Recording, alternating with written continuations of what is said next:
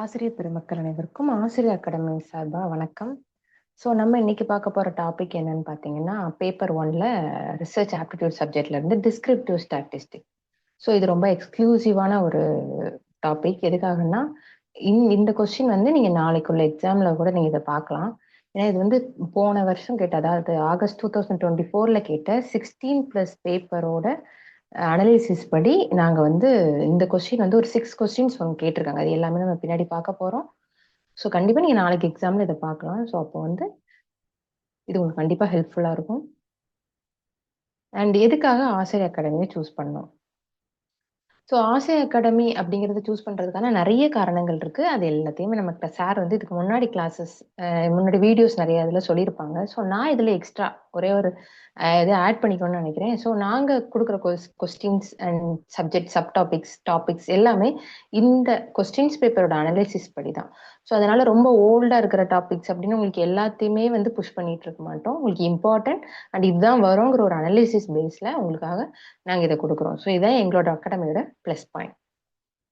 So descriptive strategy. So topic உள்ள போக போகிறோம். ஸோ நம்மளுக்கு டெஃபினிஷன் தேவையில்லைனாலும் நம்ம இப்போ டெஃபினிஷன் பார்த்துக்க போகிறோம். ஸோ டிஸ்கிரிப்டிவ் ஸ்டாட்டிஸ்டிக் அப்படிங்கிறது ஒரு டேட்டாவோட ஓவர்வியூ. ஒரு டேட்டாவை எப்படி ஒரு ஒரு டிஸ்பிளே மாதிரி காமிக்கிறதுக்கு யூஸ் பண்ணுற சில டெக்னிக்ஸில் ஒன்று தான். இதில் நிறைய டெக்னிக் யூஸ் பண்ணுவாங்க, அதை பற்றி தான் பார்க்க போகிறோம். ஸோ எதுக்கெல்லாம் யூஸ் பண்ணுறோம்னா, டேட்டா ஓவர்வியூ பண்ணுறதுக்காக, அந்த டிஸ்ட்ரிபியூஷன் எப்படி ஆயிருக்குங்கிறத புரிஞ்சுக்கிறதுக்காக, அதோட பேட்டர்னை புரிஞ்சுக்கிறதுக்காக, அதோட ரிலேஷன்ஷிப் புரிஞ்சுக்கிறதுக்காக தான் இந்த டிஸ்கிரிப்டிவ் ஸ்டாட்டிஸ்டிக். ஸோ இதில் வந்து பேசிக்காக இந்த டேட்டா செட்டை எக்ஸ்பிளைன் பண்ணுறதுக்கு சில ஃபீச்சர் யூஸ் பண்ணுறாங்க. ஸோ அதில் ஃபர்ஸ்ட் வந்து சென்ட்ரல் டெண்டன்சின்னு சொல்லுவாங்க. அதுக்குள்ள அந்த மீன், மீடியன், மோடை பற்றின கான்செப்ட் எல்லாமே இருக்கும்.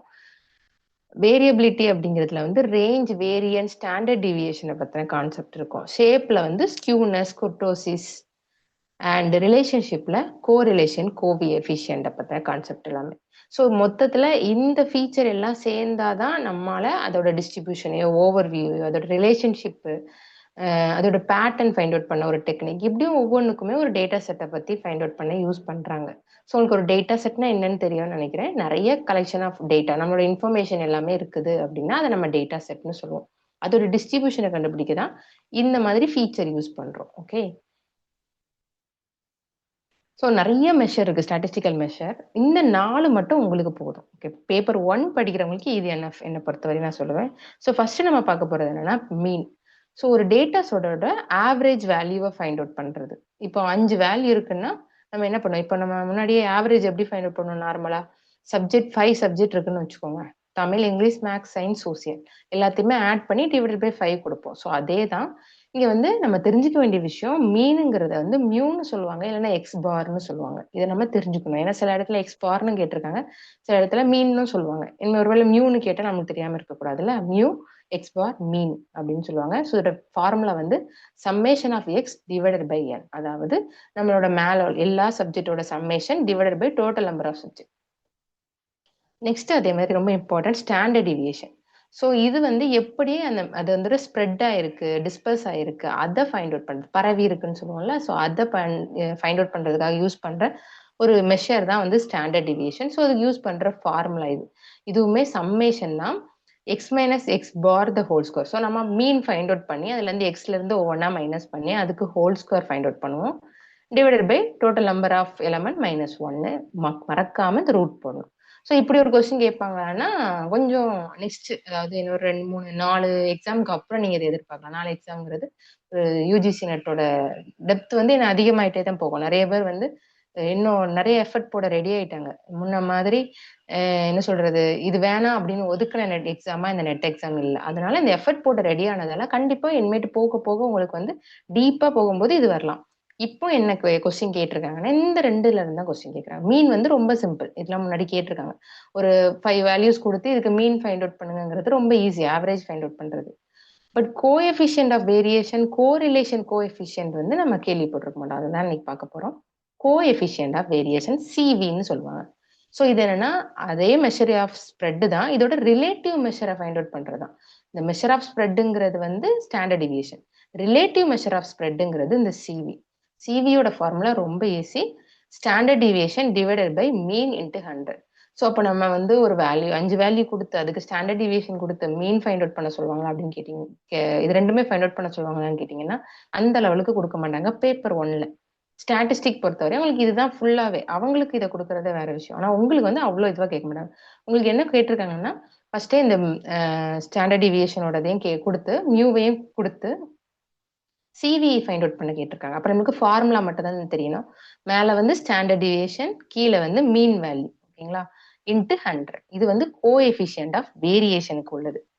அப்போ கோரிலேஷன் கோஎஃபிஷியன்ட் கேட்பாங்களான்னு கேட்டீங்கன்னா லாஸ்டா ஒரே ஒரு பேட்ச்ல ஒரு கொஸ்டின் கேட்டிருக்காங்க. கண்டிப்பா இந்த டைம் கண்டினியூ ஆகும்னு நான் அடிச்சு சொல்லுவேன்.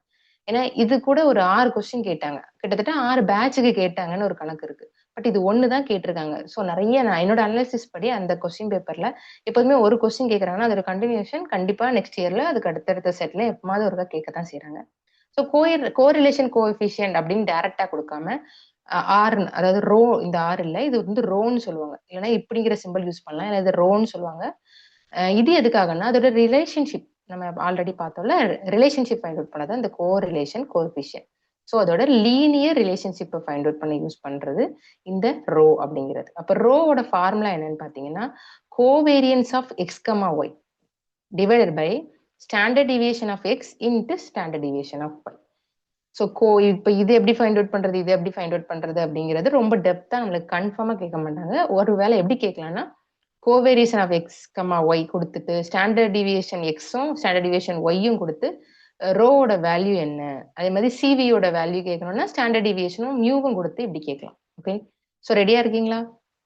ஸோ நீங்க வந்து தெரிஞ்சுக்க வேண்டியது இந்த 2 ஃபார்முலாவையாவது, அட்லீஸ்ட் இந்த 3 ஃபார்முலா கொஞ்சம் ஈஸியா தான் இருக்கும். ஸ்டாண்டர்ட் டிவியேஷன் கொஞ்சம் நிறைய ஒர்க் அவுட் பண்ற மாதிரி இருக்கிறதால நீங்க அதுக்கு ரொம்ப ஒரி பண்ண வேண்டாம்.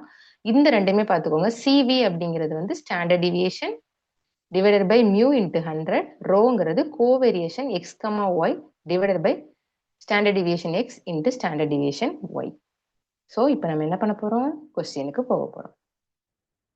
ஸோ இதுதான் நம்மளுக்கு நெட் எக்ஸாம் ஆகஸ்ட் 2024ல கேட்ட question. Arrange the data set with following pairs of mean x bar and standard deviation in increasing order of the coefficient of variation. So இதுல நம்ம பார்த்துக்கலாம் இன்க்ரீசிங் ஆர்டர்ல இந்த எலமெண்ட்டை வந்து இதுல எந்தெந்த எலமெண்ட் வரும்னு கேட்டிருக்காங்க. And coefficient of variation CV, ஓகேங்களா. சிவியோட ஃபார்முலா நம்ம எல்லாத்துக்குமே தெரியும், என்ன எல்லாருமே சொல்லுங்க. எஸ், அதே தான். So standard deviation divided by mean into 100. Standard டிவியேஷனோட வேல்யூ என்னன்னு பார்த்தீங்கன்னா இதோ கொடுத்துருக்காங்க. நம்ம இதுல இன்னொன்னு என்னன்னா உங்களுக்கு கன்ஃபியூஸ் பண்ண ஃபர்ஸ்ட் எக்ஸ் பாரோட வேல்யூ கொடுத்துருப்பாங்க. உடனே நீங்க வந்து 50 டிவைடட் பை 12 அப்படின்னு போட்டுறக்கூடாது, மாத்தி போடணும். ஸ்டாண்டர்ட் டிவியேஷன் தான் முதல்ல, கீழே தான் என்ன வரும், மீன் வேல்யூ வரும். மீன்னாலே ஆவரேஜ், ஆவரேஜ் வேல்யூ நம்ம கீழே போடுறோம், அப்படி வச்சுக்கோங்க. Into 100. CV equal to standard deviation divided by average into 100.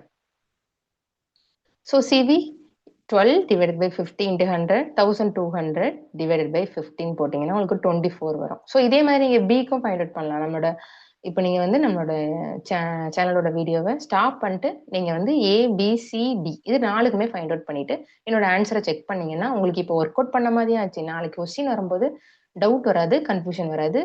எப்போதுமே நம்ம பெண்ணால எழுதுற ஒரு விஷயம் நம்ம மைண்ட்ல நம்மளை மீறி போய் ரெக்கார்ட் ஆகும். நல்லதோ கெட்டதோ யோசிச்சு எழுதுங்க. நான் பெண்ணால எழுதுனீங்க, அதாவது கையால எழுதும் போது எல்லாமே ரெக்கார்ட் ஆகும். அதனால நீங்க வந்து பிசிடிக்கு ஃபைண்ட் அவுட் பண்ணுங்க. எஸ்பிக்கு வந்து 10 டிவைடட் பை 55 இன்ட்டு 100. ஸோ அப்போ என்ன வரும், 1000 டிவைடட் பை 55 போட்டிங்கன்னா 18.18 வரும். அதே மாதிரி சிக்கு ஃபைண்ட் அவுட் பண்ணோம்னா 14 divided by 60 into 100 equal to 1400 divided by 60. இதுக்குமே நீங்க ஃபைண்ட் அவுட் பண்ணீங்கன்னா 23.33 வரும். அண்ட் டிக்கு ஃபைண்ட் அவுட் பண்ணும்போது நம்மளுக்கு 21.42 அப்படிங்கிறத நம்ம கெட் பண்றோம். ஸோ இந்த 4 வேல்யூஸ்ல நம்மளுக்கு கேட்டது இன்க்ரீசிங் ஆர்டர். நம்ம எல்லாத்துக்குமே இன்க்ரீசிங் ஆர்டர் தெரியும். ஸோ அசெண்டிங்ல எழுத போறோம். எது இருக்கிறதுலே ஸ்மாலஸ்ட் எலமெண்ட் சொல்லுங்க பார்ப்போம். இந்த டோராவின் பயணங்கள் மாதிரி நீங்க இப்ப கூட சொல்றீங்க. எஸ், நீங்க எல்லாரும் கரெக்டா கண்டுபிடிச்சிட்டீங்க. ஃபர்ஸ்ட் வந்து பி. ஸோ நெக்ஸ்ட் என்ன, D. And next one C. And next one A. So இதுதான். ஸோ இதோட ஆன்சர் நீங்க கரெக்டா சொல்லியிருப்பீங்க. Yeah 2 B. B D and C A. So இதுதான் வந்து first order. So next one பார்க்குறோம். ஸோ இது வந்து கோஎஃபிஷியன்ட் ஆஃப் வேரியேஷனுக்கு நம்ம ஃபர்ஸ்ட் பார்த்த எக்ஸாம்பிள் உங்களுக்கு அண்டர்ஸ்டாண்ட் ஆயிருந்துச்சுன்னா நம்ம செகண்ட் வந்து நீங்க ஃபாஸ்டா ஸ்டாப் பண்ணிட்டு வீடியோ ஸ்டாப் பண்ணிட்டு போட்டுட்டே இருக்கலாம். ஸோ அது கன்ஃபியூஸாக இருக்கவங்களுக்கு அடுத்தது உங்களுக்கு கொடுத்துருக்கேன். ஸோ மீன் கொடுத்துருக்காங்க, ஸ்டாண்டர்ட் டிவியேஷனும் கொடுத்துருக்காங்க. ஸோ நம்ம கேட்டது coefficient of variation. So increasing ஆர்டரில் தான். ஸோ ஃபர்ஸ்ட் என்ன பண்ணணும், சிவியோட ஃபார்முலாவை எழுதணும். Standard deviation divided by x mean, அதாவது மீனோட value into 100. Standard deviation 2.8. So முன்னது கொஞ்சம் ஈஸியாக இருக்கும். இது வந்து பாயிண்ட்ல வரும். 2.8 டிவைடட் பை 14 இன்ட்டு 100. ஸோ நம்மளுக்கு 20 கிடைக்கும். அதே மாதிரி 1.5 டிவைடட் பை 9ன்னு போட்டிங்கன்னா என்ன வரும், 16.66. அண்ட் இது வந்து பார்த்தீங்கன்னா 2.1 டிவைடட் பை 12 இன்ட்டு 100ன்னு போட்டிங்கன்னா உங்களுக்கு 17.5 வரும். அண்ட் இது வந்து உங்களுக்கு 1.2 டிவைடட் பை 8 இன்ட்டு 100 போட்டிங்கன்னா உங்களுக்கு 15 ஆன்சர் வரும். ஸோ இப்போ நம்ம என்ன பண்ண போகிறோம், இன்க்ரீசிங் ஆர்டரில் எழுத போகிறோம். ஸோ சொல்லுங்க ஃபர்ஸ்ட் என்ன வரும், yes first D, next B, அப்புறம் சி, அப்புறம் ஏ. ஸோ இதோட ஆன்சர் என்னது, D B C A, that is 3. Okay, so understand ஆயிருக்கும். ஸோ இது ரெண்டாவது பேட்டர்ன். உங்களுக்கு எதுக்காக நான் ஒரு 4 எக்ஸாம்பிள் எல்லாம் அதில் கொஸ்டின்ல கேட்ட எல்லாமே ஒரு 4 எக்ஸாம்பிள் உங்களுக்கு காமிக்கிற காரணம் என்னன்னா, ஃபர்ஸ்ட் கொஞ்சம் சிம்பிளா டிவைட் பண்ற மாதிரி இருந்தது, ரெண்டாவதுல பாயிண்ட் வச்சு கேட்டிருந்தாங்க, தேர்ட் ஒன்னு பாருங்க. ஸோ இதுவுமே கிட்டத்தட்ட பாயிண்ட் தான். ஸோ இதுவுமே மீன், ஸ்டாண்டர்ட் டிவியேஷன், இன்க்ரீசிங் ஆர்டர்ல கோஎஃபிஷியன்ட் ஆஃப் வேரியேஷன் கேட்குறாங்க. ஸோ ஃபர்ஸ்ட் என்ன பண்ணணும், சிவியோட ஃபார்முலா எழுதணும். Standard deviation divided by x bar into 100. Standard deviation என்னது, 1.7 டிவைடட் பை 8 இன்ட்டு 100, 21.25 கிடைக்கும். நெக்ஸ்ட் 2.2 டிவைடட் பை 11 இன்ட்டு 100 போட்டிங்கன்னா 20 கிடைக்கும். நெக்ஸ்ட் 3.6 டிவைடட் பை 15 இன்ட்டு 100 கொடுக்கும்போது 24 கிடைக்கும். அண்ட் 3 பை 16 இன்ட்டு 100 கொடுக்கும்போது 18.75. இப்போ நீங்க என்ன சொல்ல போறீங்க, யா இன்க்ரீசிங் ஆர்டர்ல சொல்ல போறீங்க. ஸோ ஃபர்ஸ்ட் ஒன் என்னன்னு பார்த்தீங்கன்னா 18.75, ரெண்டாவது 20, third one 21.25, fourth one 24. So இதோட ஆன்சர் பார்த்தீங்கன்னா D B A C, D B A C, that is fourth answer. Option 4 தான் இதோட கரெக்ட் ஆன்சர். சூப்பர். ஸோ இந்த மாதிரி நமக்கு 3 எக்ஸாம்பிள் பார்த்துட்டோம். இப்போ நெக்ஸ்ட் பார்க்க போறது ஃபோர்த் ஒன். ஸோ நம்ம இதுக்கு முன்னாடி பார்த்த மாதிரி இது கொஞ்சம் ஈஸியாக தான் இருக்க போகுது. அடுத்த வேரியேஷன் பார்க்க போறோம். ஸோ ஃபர்ஸ்ட் என்ன எழுதிருவீங்க, இந்த மாதிரி கொஸ்டின் கேட்டோன்னே பாக்குறீங்க, மீன் கொடுத்துருக்காங்க, ஸ்டாண்டர்ட் டிவியேஷன் கொடுக்குறாங்க, இன்க்ரீசிங் ஆர்டர், அதை எழுதி நோட் பண்ணிக்கோங்க. இதுல ஒரு வேளை டிக்ரீசிங் கொடுத்தா என்ன பண்ணணும், ஹையஸ்ட் ஃபர்ஸ்ட் எழுதணும். ஸோ இன்க்ரீசிங் தான் கேட்டிருக்காங்க, கோஎஃபிஷியன்ட் ஆஃப் வேரியேஷன் கேட்டிருக்காங்க. ஸோ நம்ம சிவியோட ஃபார்முலாவை எழுத போறோம்.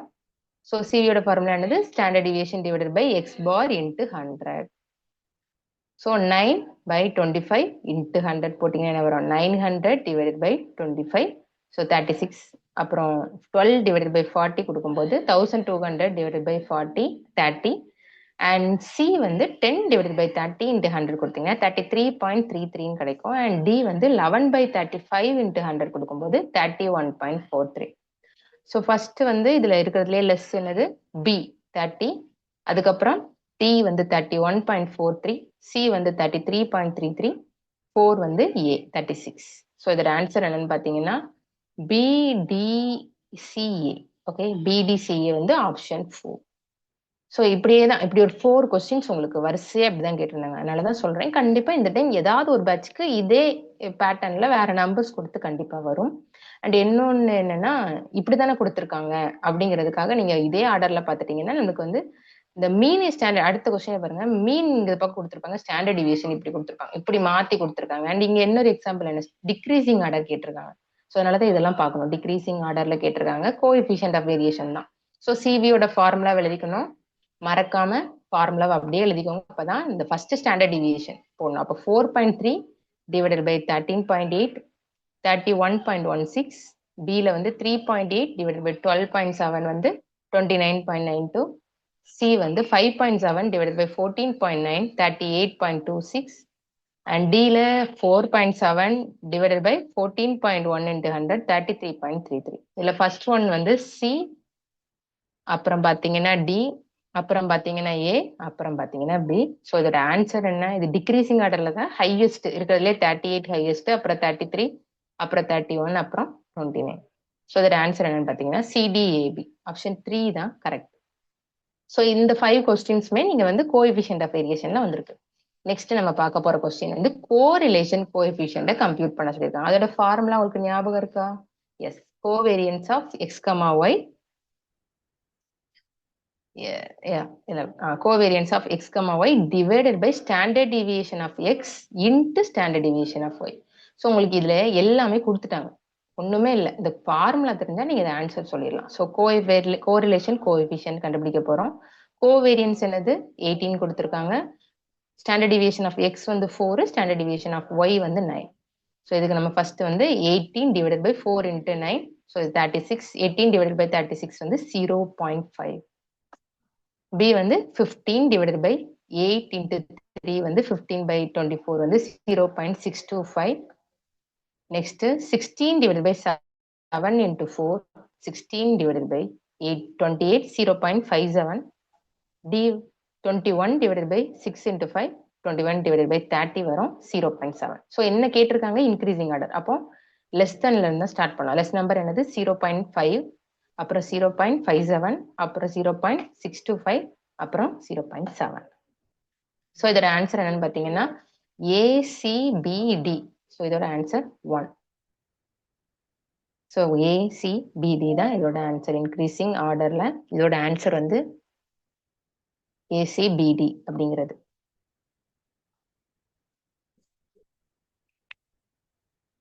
ஸோ நெக்ஸ்ட் நம்ம என்ன பார்க்க போறோம்னா இம்பார்ட்டன்ட் டாபிக்ஸ். இதுவரையுமே நீங்க நாளைக்கு டெஸ்ட்டுக்கு ரெடி ஆகிட்டு இருக்கீங்கன்னா அட்லீஸ்ட் இந்த டாபிக் எல்லாமே கொஞ்சம் வந்து அனலைஸ் ரைட்டா ரிவைசன் பண்ணிட்டு போங்க. ஸோ இதுக்கு முன்னாடி நம்மளோட கிராஷ் கோர்ஸ் அட்டன் பண்ணவங்களுக்கு தெரியும், நம்ம இந்த டாபிக் எல்லாமே மோஸ்ட்லி எடுத்திருப்போம். எடுக்காத டாபிக்ஸுமே இருக்கு. ஆனா இந்த டாபிக்லாம் நீங்க வந்து ரிவைஸ் பண்ணீங்கன்னா கண்டிப்பா இதுல இருந்து தான் கொஸ்டின் வரும். இதை மீறி இதுல இருந்து கண்டிப்பா ஒரு 3 கொஸ்டின் எதிர்பார்க்கலாம். மத்த 1-2 வேணுமா நீங்க கொஞ்சம் சேஞ்சா சில டாபிக்ஸ் இருக்கு, அதுல இருந்து வரலாம். ஸோ இதுல இருந்து உங்களுக்கு ஏதாவது டாபிக் எங்களுக்கு புரியலை, எங்களுக்கு இன்னொருக்கா நீங்க எடுக்கலாம் அப்படின்னு நீங்க எந்த டாபிக் சொல்றீங்களோ அதையுமே நாங்க உங்களுக்காக எடுக்க ரெடியா இருக்கோம். ஸோ அதெல்லாம் நீங்க கமெண்ட் செக்ஷன்ல எங்களுக்காக சொல்லுங்க. Okay, thank you. உங்களுக்கு இந்த வீடியோ பிடிச்சிருக்கும்னு நினைக்கிறோம். உங்களுக்கு பிடிச்சிருந்தா லைக் பண்ணுங்க. உங்களோட ஃப்ரெண்ட்ஸ் யாராவது நெட் எக்ஸாமுக்கு ப்ரிப்பேர் பண்ணிட்டு இருக்கவங்களுக்கு ஷேர் பண்ணுங்க. உங்களோட இந்த வீடியோ உங்களுக்கு பிடிச்சிருக்கு, இதை விட வேற ஏதாவது டாபிக் எடுக்கணும் அப்படிங்கிறத கமெண்ட் செக்ஷன்ல நீங்க சொன்னீங்கன்னா நாங்க அதை பேஸ் பண்ணி அடுத்த வீடியோஸ் பார்க்கலாம். வேற ஏதாவது எனக்கு டீட்டெயில் கேட்கணும், உங்க கிளாஸ்ல ஜாயின் பண்ணணும் அப்படின்னா இந்த கான்டாக்ட் டீட்டெயில் கொடுத்துருக்கேன், நீங்க அவங்களுக்கு கால் பண்ணி கேட்டுக்கோங்க. So all the best for your exam. Thank you.